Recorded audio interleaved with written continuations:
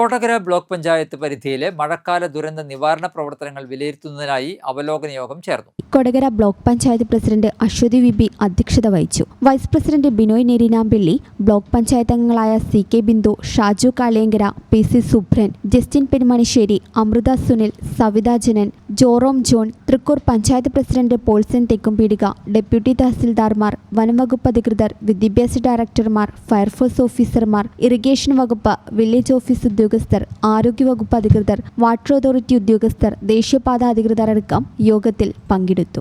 അപ്പോൾ നമ്മുടെ പ്രദേശത്ത് നമ്മുടെ 7 പഞ്ചായത്തിൽ അന്ന് നമ്മൾ നിയോജകമണ്ഡല അടിസ്ഥാനത്തിലാണ് വിളിച്ചിരുന്നത്. അപ്പോൾ ഇന്ന് ഈ ബ്ലോക്കിലെ 7 പഞ്ചായത്തുകളുടെ പരിധിയിലുള്ള ഉദ്യോഗസ്ഥരെ മാത്രം വിളിച്ചുകൊണ്ടൊരു അവലോകന യോഗം നടത്താനാണ് ഉദ്ദേശിക്കുന്നത്. നേതൃത്വത്തില് നമ്മുടെ മഴക്കാല പൂർവ്വ ശുചീകരണത്തിന്റെയും അതുപോലെ തന്നെ മുന്നൊരുക്കങ്ങളുടെയും ഭാഗമായിട്ട് നമ്മളൊരു യോഗം വിളിച്ചു കൂട്ടിയിരുന്നു എല്ലാ ഡിപ്പാർട്ട്മെന്റുകളുടെയും. അപ്പൊ നമുക്കറിയാം, നമ്മളുടെ കേരളത്തിലുടനീളം അപ്രതീക്ഷിതമായിട്ടുള്ള മഴയാണ് വന്നുകൊണ്ടിരിക്കുന്നത്. അപ്പൊ തദ്ദേശ സ്വയംഭരണ സ്ഥാപനങ്ങളും അതുപോലെ തന്നെ എല്ലാ ഡിപ്പാർട്ട്മെന്റുകളും ഒറ്റക്കെട്ടായിട്ട് നിന്ന് പ്രവർത്തിക്കേണ്ട ഒരു സമയമാണ്. ഡെപ്യൂട്ടി തഹസിൽദാർ വളരെ വിശദമായിട്ട് തന്നെയാണ് ഇവിടെ കാര്യങ്ങൾ പറഞ്ഞിട്ടുള്ളത്. അത് വീണ്ടും എടുത്തു പറയേണ്ടതില്ല.